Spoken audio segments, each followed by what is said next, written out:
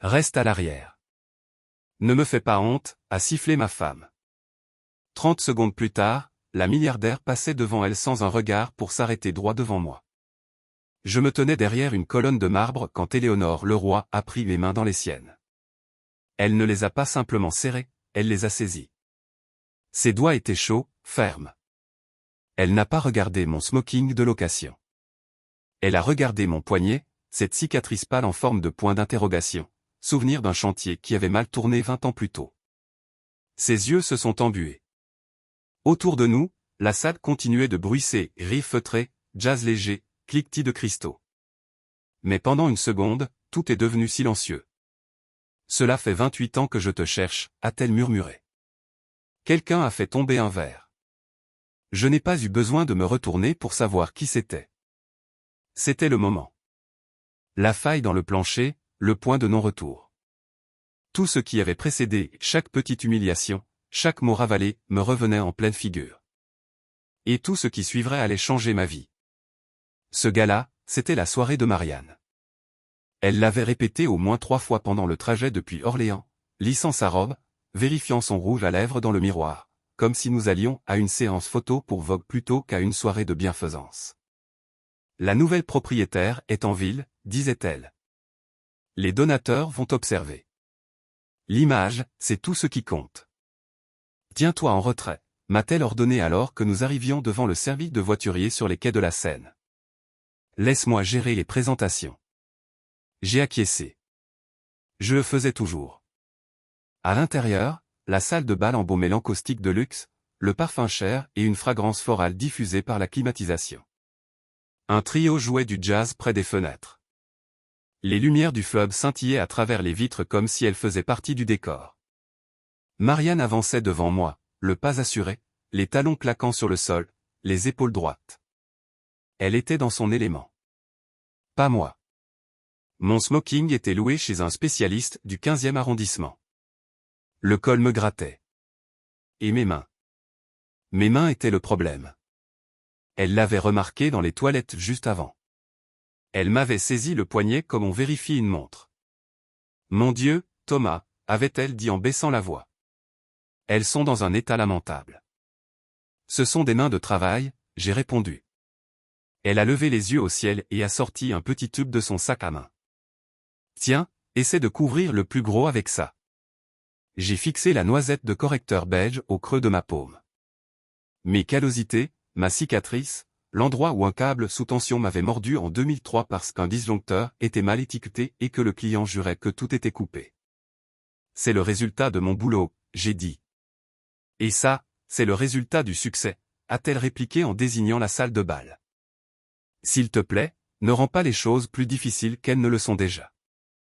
J'ai rincé cette crème dans le lavabo, regardant le produit tourbillonner dans l'évacuation comme s'il n'avait aucune importance. Comme si je n'en avais aucune. Nous sommes retournés dans la salle et elle a fait ce qu'elle faisait toujours. Elle m'a placé derrière son épaule, une demi-foulée en retrait. Assez près pour aller lui chercher un verre, assez loin pour être invisible. Reste à l'arrière, a-t-elle sifflé alors qu'un groupe de cadres approchait. Ne me fais pas honte. Je suis resté près de la colonne. J'ai observé la foule, j'ai écouté. Marianne riait à des blagues qu'elle avait déjà entendues 100 fois. Elle parlait de leadership, de culture d'entreprise et d'éthique comme si c'était ses propres inventions. Les gens hochaient la tête. Les verres s'entrechoquaient. Des noms défilaient, des noms que je ne connaissais pas. Puis la musique a baissé d'un ton et un frisson a parcouru la pièce. Les têtes se sont tournées. Les téléphones ont disparu. La propriétaire était arrivée. Éléonore Leroy se déplaçait comme quelqu'un qui n'a besoin de la permission de personne.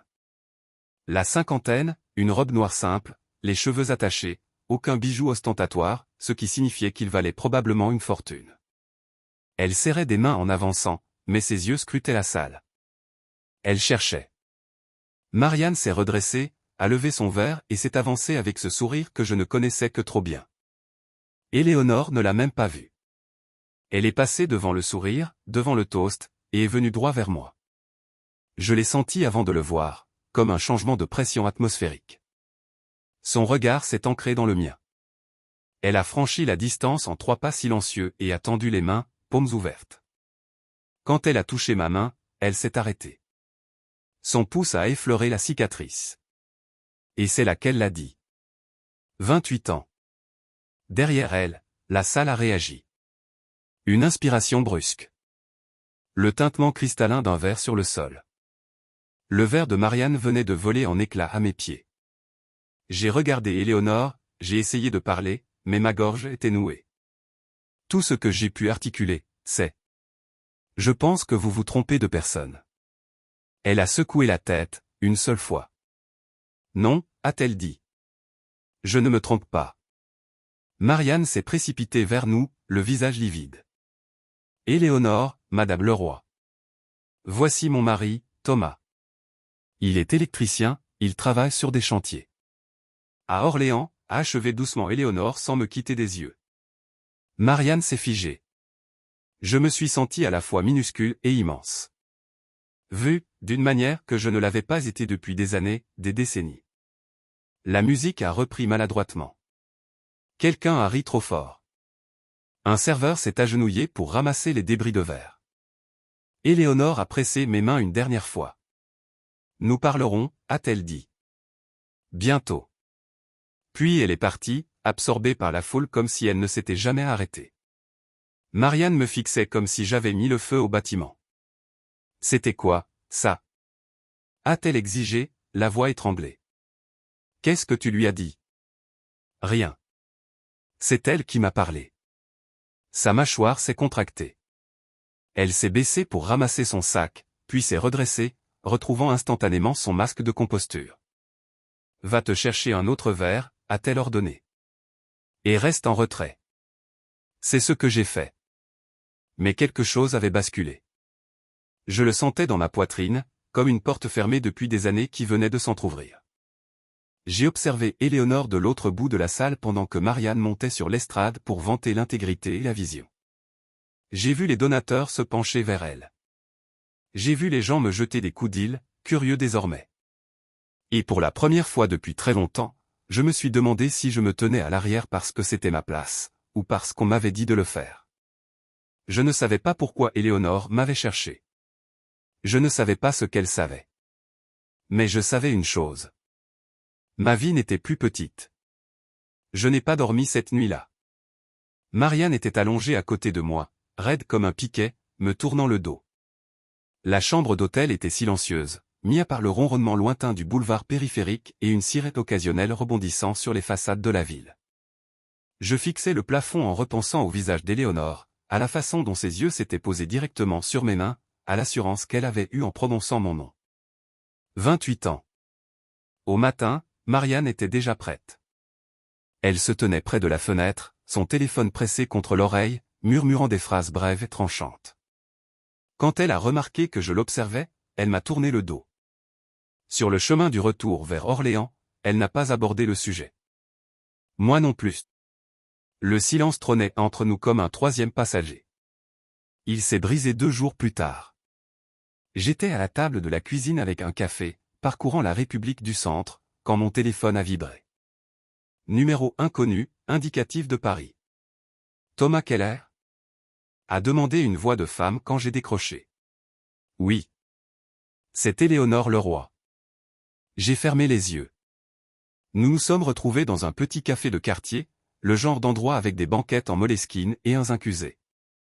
Éléonore était déjà là, assise le dos à la fenêtre, les mains jointes autour d'une tasse ébréchée. Pas de suite, pas d'assistant. Juste elle. Tu bois toujours ton café noir, a-t-elle dit alors que je m'installais dans le box. Je n'ai jamais arrêté. Elle a eu un petit sourire, et pendant une seconde, je l'ai revue plus jeune, ses cheveux au vent, riant dans les tribunes d'un stade de foot avec une barquette de frites sur les genoux. Tu te souviens? J'ai demandé. Je me souviens de tout, Thomas. C'est bien là le problème. Elle m'a raconté qu'elle était revenue à Orléans il y a des années. Elle était passée devant l'ancien terrain de sport. Le grillage était rouillé, l'herbe haute. Mais elle me voyait encore là-bas, lors de la finale de 1995, le bruit du choc, la façon dont tout le stade s'était levé d'un coup. J'avais dit à ma colocataire que j'allais t'épouser, a-t-elle lâché comme si elle parlait de la météo. J'ai eu un rire bref, surpris. Je n'avais même pas de quoi me payer une vieille Peugeot à l'époque. Tu avais quelque chose de mieux, a-t-elle dit. Tu étais solide. Le souvenir m'a frappé de plein fouet. L'odeur de l'herbe coupée. Le goût de la poussière. La voix de mon père dans les tribunes avant qu'il ne tombe malade. Je lui ai expliqué pourquoi j'avais arrêté le sport, l'enterrement, les factures, le boulot à l'usine qui est devenu un apprentissage, puis ma carte d'artisan. Je t'ai écrit, a-t-elle dit calmement. Après mon déménagement, j'ai appelé. J'ai même demandé autour de moi. Je n'ai jamais rien reçu, j'ai répondu. Elle a hoché la tête comme si elle s'attendait à cette réponse. Je sais. Je n'ai pas demandé comment elle le savait. J'avais peur de la réponse. Nous avons discuté pendant 1 heure de l'évolution de la région, du travail, du temps qui passe. Elle n'a pas cherché à me séduire, elle a juste écouté. Au moment de partir, elle a fait glisser une carte de visite sur la table. Si jamais tu as besoin de comprendre certains documents administratifs, appelle ce numéro. Ce n'est pas une question d'argent. C'est une question de clarté. Le soir même, Marianne a remarqué la carte. Qui est Éléonore Leroy? A-t-elle demandé, d'un ton trop détaché. Quelqu'un de mon passé. Elle a souri, sans aucune chaleur. C'est curieux comme le passé refait surface pile quand l'avenir est en jeu. Je n'ai pas répondu. Je suis allé me coucher en pensant à ces lettres qui n'étaient jamais arrivées et à la vie que j'aurais pu avoir. Et puis j'ai pensé à mon plan d'épargne retraite. Pour la première fois, je réalisais que je ne me souvenais pas du dernier relevé que j'avais vu. Je n'ai pas cherché les problèmes. Les problèmes sont venus à moi sous la forme d'une enveloppe manquante. Chaque trimestre, comme une horloge, un gros pli m'attendait dans la boîte aux lettres. Mes relevés de mutuelle, le récapitulatif de ma retraite. Des trucs ennuyeux, mais rassurants. La preuve que 35 ans de réveil à l'aube et de câbles électriques se transformaient en quelque chose de concret. Cette enveloppe n'était plus venue depuis un moment. Au début, je m'étais dit que tout passait au numérique. Marianne l'avait dit plusieurs fois. Le zéro papier, c'est plus propre, Thomas. Mais l'idée ne me lâchait pas. Elle restait dans un coin de ma tête pendant que je serrais des cosses et étiquetais des tableaux électriques. Un soir, Marianne était au téléphone quand je suis rentré. Je sais, disait-elle en riant doucement. Il ne comprend rien aux chiffres. Je m'en occupe. Elle m'a tourné le dos en me voyant. Quelque chose dans ma poitrine s'est glacé. Plus tard, après qu'elle soit montée, j'ai ouvert le tiroir du bureau où nous gardions les déclarations d'impôts. Les dossiers étaient là, bien rangés. Mais le classeur bleu, celui marqué retraite, avait disparu. J'ai vérifié le buffet, le placard du couloir, l'étagère du garage. Rien. Marianne. J'ai appelé. Elle est descendue lentement. Quoi? Où est le classeur pour la retraite? Elle a froncé les sourcils comme si ma question était idiote. Pourquoi en as-tu besoin? Je veux juste y jeter un île. Elle a balayé l'air d'un revers de main. Tout est en ligne maintenant. Tu n'as pas besoin de t'inquiéter pour ça. Si, j'ai besoin. J'ai toujours suivi ça. Ses yeux se sont durcis une fraction de seconde avant de reprendre leur expression habituelle. Thomas, tu es fatigué. Tu es distrait depuis ce gala. Laisse-moi gérer. Encore ce mot. Gérer. Je n'ai pas insisté. Je suis allé me coucher et j'ai fixé le plafond, écoutant la maison craquer autour de nous. Le lendemain, pendant ma pause déjeuner, je me suis arrêté à la banque. La conseillère me connaissait, nous étions au même lycée. Elle a tapoté sur son clavier, a froncé les sourcils, puis a levé les yeux vers moi. Votre adresse de correspondance a été modifiée, a-t-elle dit. Quand? Il y a environ 6 mois. Pour quelle adresse? Elle a hésité. Une boîte postale ici en ville. J'ai senti mon estomac se nouer. Qui a autorisé ça? Votre épouse. Elle a une procuration générale. Je l'ai fixée, sans voix. Je n'ai jamais signé de procuration. Elle est dans le dossier, Thomas. Je suis retourné au chantier, les mains tremblantes sur le volant. Chaque feu rouge semblait durer une éternité. Le soir même, j'ai demandé à Marianne de s'asseoir. Je suis passé à la banque. Son sourire n'a pas atteint ses yeux. Pourquoi as-tu fait ça? Ils disent que tu as changé l'adresse et que tu as une procuration. Elle a soupiré comme si j'étais un enfant qui l'interrompait dans son travail. C'était juste plus simple comme ça. Tu oublies des choses, Thomas. Je n'oublie pas mon propre nom. Ne sois pas dramatique. J'ai exigé de voir les papiers. Elle a apporté un dossier du tiroir de la cuisine. C'était épais, des onglets, des signatures, des dates. Mon nom était en bas de chaque page. Tu vois? A-t-elle dit doucement. Tu as signé. J'ai regardé la signature. C'était la mienne, ou presque. Je me suis souvenu du jour où elle m'avait tendu une pile de formulaires après le dîner, disant que c'était pour les mises à jour des assurances et de la mutuelle. J'avais signé là où elle pointait du doigt. Tu avais dit que c'était une formalité de routine. Ça l'était. Tu te fais des idées. J'ai feuilleté les pages. Changement de bénéficiaire, consentement au tout numérique. Ma tête s'est mise à cogner. Thomas, a-t-elle dit en baissant la voix. Tu es confus. Ça arrive. Ce mot, confus, a frappé plus fort que tout le reste. J'ai repoussé le dossier. J'ai besoin de temps. Bien sûr, a-t-elle dit en se levant déjà. Fais-moi confiance. Cette nuit-là, j'ai appelé le numéro sur la carte d'Éléonore. L'expert comptable judiciaire qu'elle m'avait recommandé m'a rejoint dans un restaurant de route, un bloc-notes entre nous.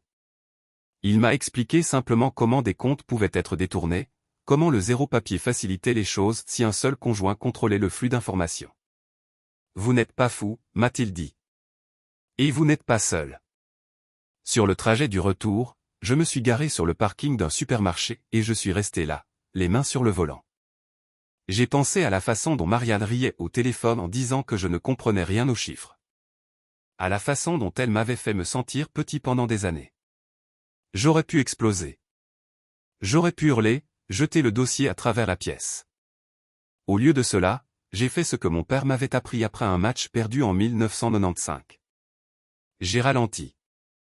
J'ai tout noté. Les dates, les mots, les changements. Et pour la première fois, je ne suis pas resté à l'arrière. Marianne est devenue plus méfiante dès qu'elle a compris que j'étais devenu curieux.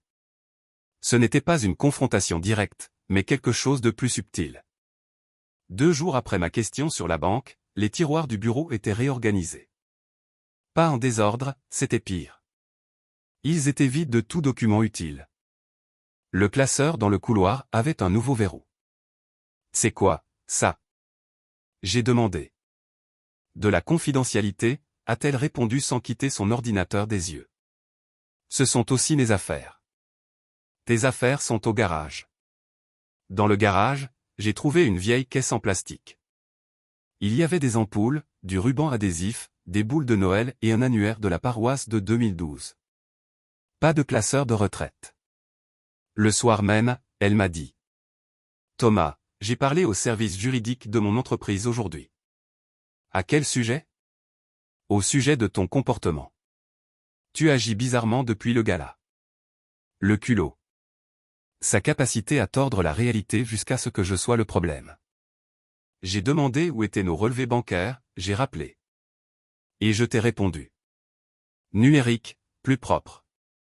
Elle a posé son magazine. Est-ce que tu veux garder ta couverture santé, Thomas? Tu travailles à temps partiel ces derniers temps. Tu as ces maux de tête. Si tu commences à m'accuser, cela va créer de l'instabilité. Instabilité. J'ai goûté le mot. C'est la réalité, a-t-elle ajouté. À notre âge, on ne peut pas se permettre d'erreur. Tu ne comprends pas comment fonctionnent ces avantages sociaux. Elle utilisait ce refrain comme un marteau. Tu ne comprends pas. J'ai eu envie de lui crier que j'avais câblé la moitié de la zone industrielle sud et que je n'avais jamais confondu une phase et un neutre. Mais ce n'était pas de l'électricité. C'était personnel. Elle essayait de me faire douter de ma propre santé mentale. Alors j'ai fait ce qu'elle n'attendait pas. J'ai hoché la tête. D'accord. Montre-moi. Connecte-toi maintenant. Elle a hésité, surprise d'être mise au défi. Elle a ouvert son ordinateur portable, ses doigts volant sur les touches. Tu vas être submergé par les chiffres, a-t-elle prévenu. Elle a fait défiler les pages à une vitesse folle, puis a claqué l'écran. Tu vois? Tout va bien. Tu ne m'as rien montré. Si. Thomas, tu ne réfléchis pas clairement. J'ai regardé cette femme que j'avais défendue dans les enterrements, les fêtes et les réunions de parents d'élèves. Je n'ai jamais eu les idées aussi claires, j'ai dit avant de monter m'enfermer dans la chambre. Mes mains tremblaient, mais pas de peur. De l'effort qu'il me fallait pour me contenir. Le lendemain, je suis allé à la médiathèque d'Orléans. Moi, le gars qui préfère démonter un moteur plutôt que de réinitialiser un mot de passe, j'étais assis devant un ordinateur public avec mes lunettes de lecture sur le nez.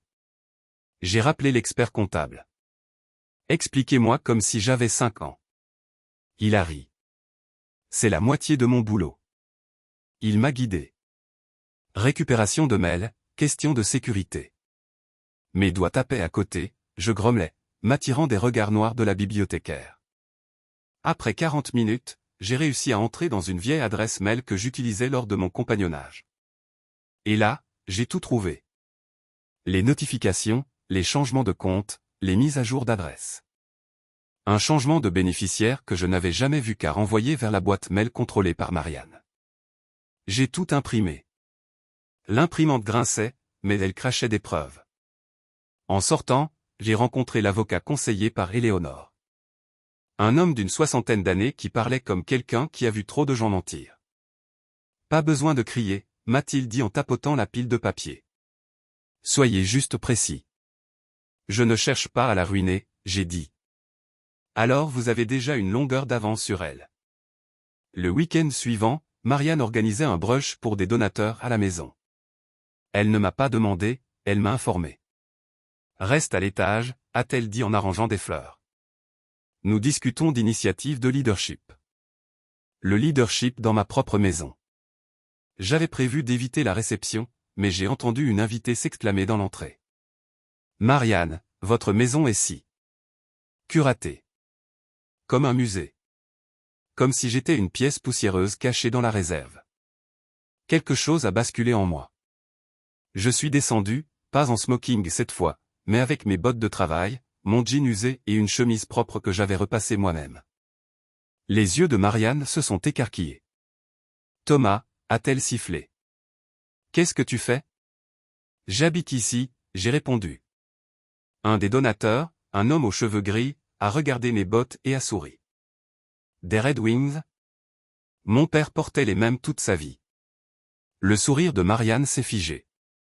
Pour une seconde, je n'étais plus invisible. Le soir, elle m'a coincé dans la cuisine.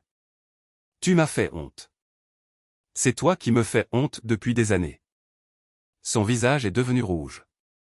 Tu te crois malin parce qu'une milliardaire t'a adressé la parole. Je n'ai pas répondu.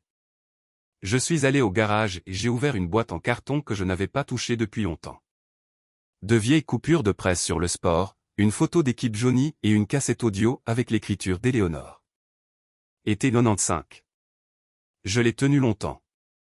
Non pas pour retourner dans le passé, mais pour me rappeler que j'avais été un homme capable de tenir tête à n'importe quel lanceur sans scier. Le lendemain, Éléonore m'a envoyé un message. Pas de cure, pas de mots doux. Juste une heure et un lieu. Un café neutre dans le centre d'Orléans.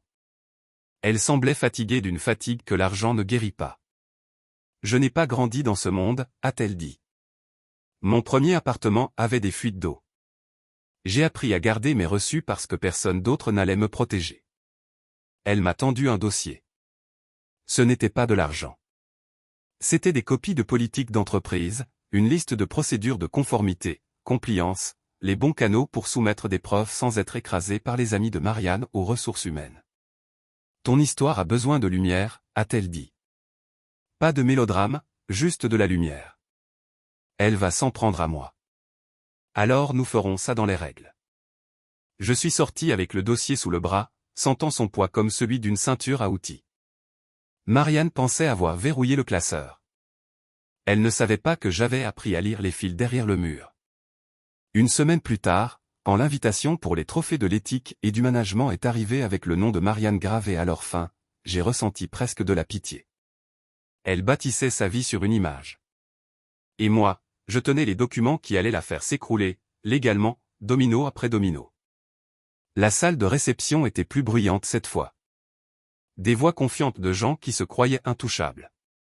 Le dîner de gala se tenait dans un grand hôtel sur les bords de Loire, tout en verre et acier brossé. Le genre d'endroit qui vous fait vous sentir important rien qu'en y entrant. Marianne avait tout planifié. Elle était arrivée tôt, un carnet à la main, ses talons claquant comme un métronome. Elle embrassait les donateurs, riait aux blagues d'initiés. Son nom était partout, à côté de mots comme intégrité, transparence, valeur. Je suis arrivé avec 10 minutes de retard. Le timing est essentiel.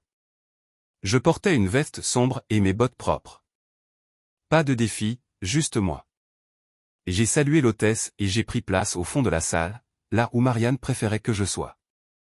Sur scène, elle était rayonnante. À une époque où la confiance dans les institutions est fragile, a-t-elle déclaré dans le micro, il est de notre responsabilité, en tant que leader, de maintenir des standards éthiques élevés, même quand c'est inconfortable. Un calme étrange m'a envahi. Je savais ce qui était déjà en marche. 3 jours plus tôt, des dossiers avaient été envoyés par les canaux officiels. Au comité d'audit, au conseil d'administration et à un médiateur qu'Éléonore m'avait présenté. Rien n'avait fuité. Juste des faits. Des notes de frais non conformes, des conflits d'intérêts non déclarés, des mets prouvant la pression exercée sur un conjoint pour signer des documents sans consentement éclairé.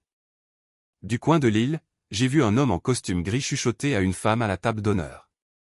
Un téléphone est sorti, puis un autre. Marianne continuait son discours.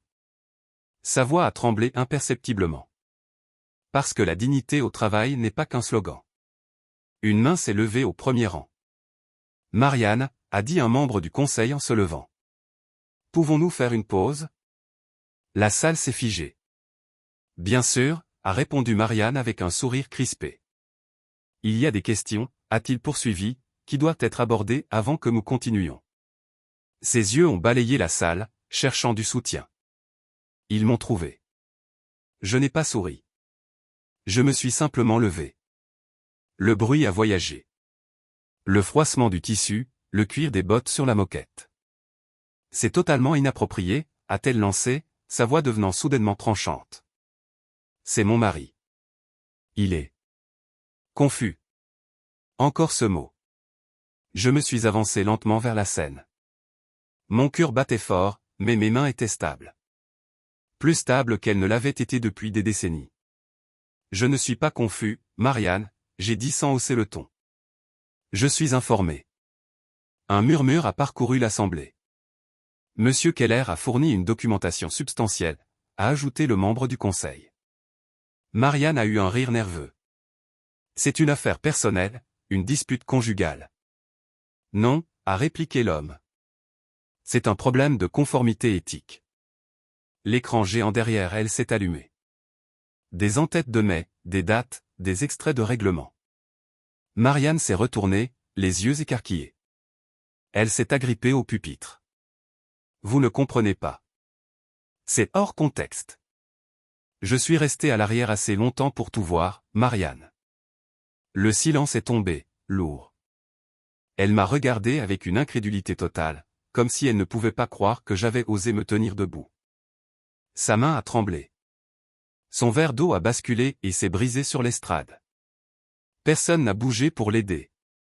Le conseil a annoncé une suspension immédiate de la cérémonie. Les donateurs évitaient son regard. Marianne a été escortée hors de la scène, ses talons claquant de manière désordonnée pour la toute première fois. Je ne l'ai pas suivie. Je suis sorti respirer l'air frais de la nuit sur les quais. Éléonore m'a rejoint un instant plus tard. Tu l'as fait, a-t-elle dit. Nous l'avons fait correctement. À l'intérieur, les dominos continuaient de tomber, mais sous les lumières de la ville, je me sentais de nouveau comme lors de cet été 95. Solide. J'ai déménagé la semaine suivante. Sans précipitation. J'ai pris mes outils, mes vêtements, mes photos et la cassette. J'ai laissé le reste. Que la maison reste curatée sans moi. À cause des preuves irréfutables, le divorce n'a pas tourné au cirque médiatique. Les comptes ont été rétablis, les procurations annulées. Ce n'était pas le loto, c'était juste la justice. Et après des années à m'entendre dire que je ne comprenais pas les chiffres, la justice avait un goût de victoire. Marianne a perdu son poste avant même la fin de l'enquête. Les directeurs des ressources humaines ne survivent pas aux violations d'éthique, surtout quand elles sont publiques. J'ai entendu dire qu'elle explorait de nouvelles opportunités, sa phrase préférée pour parler des gens qu'elle licenciait. Je n'ai pas jubilé. Je n'ai pas appelé. La vengeance, quand elle est bien faite, n'est pas bruyante. Elle est définitive. Certains soirs, dans mon petit appartement près du centre d'Orléans, je ressens encore le poids de ces 30 années passées à m'effacer. Mais il y a d'autres moments. Comme la première fois où j'ai vérifié mes comptes seul et que j'ai compris chaque ligne. Ou l'après-midi où je suis retourné voir un match de foot local, le bruit du stade sonnant toujours pareil. Ou le jour où j'ai retrouvé Éléonore pour un café. Pas de gala, pas de discours. Juste un endroit calme avec des tasses ébréchées. On ne fait pas comme si on avait 20 ans. À notre âge, on ne court pas après les feux d'artifice. On cherche une lumière constante. J'ai beaucoup réfléchi à la dignité. À la facilité avec laquelle on l'abandonne, petit compromis après petit compromis. À 57 ans, je ne recommence pas ma vie. Je la reprends. Merci d'avoir écouté mon histoire jusqu'au bout. Si elle a résonné en vous, laissez un like, écrivez en commentaire ce qui vous a le plus touché et n'oubliez pas d'indiquer d'où vous venez. Abonnez-vous à la chaîne, de nombreuses autres histoires arrivent bientôt.